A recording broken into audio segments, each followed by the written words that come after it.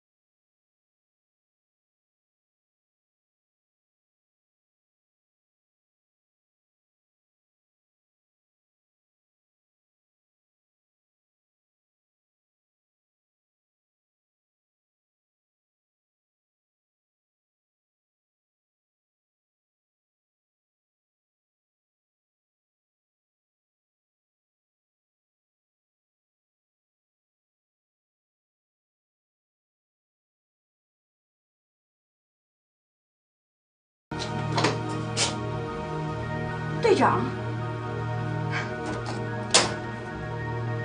你不是在思明岛办案吗？来看看你，还得回去。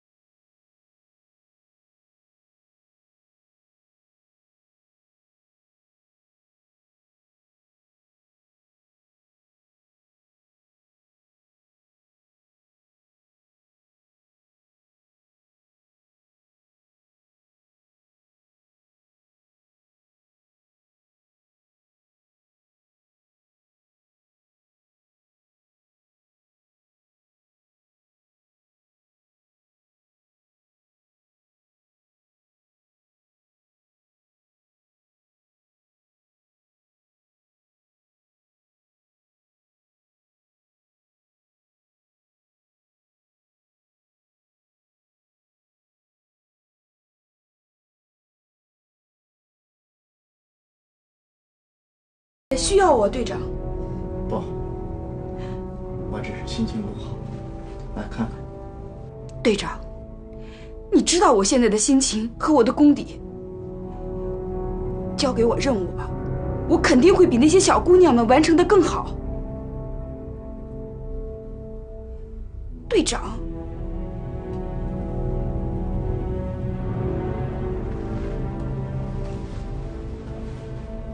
好吧，现在你有一个师妹，处境非常危险，我跟她联络不上。你是特警出身，我负责保护她。你只负责联络监测。我不希望你们再有任何危险。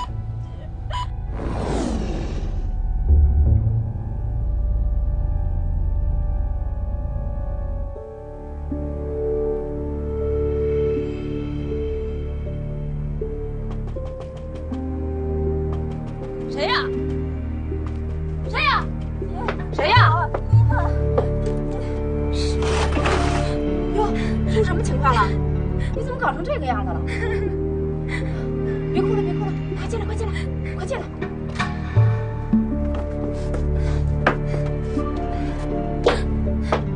姐，周斌，他杀了阿胖，他还要杀我。我实在没地方可去了。他为什么要杀人？他为什么要杀胖哥？别着急，别着急啊，慢慢说。我实在没地方可去了。姐，你不会不管我吧？姐，我们这么久姐妹，这个地方我除了阿胖，我就只认识你。姐，我怎么办啊？好了，别说了，你呀就住在我这儿，谁来了我都不把你交出去。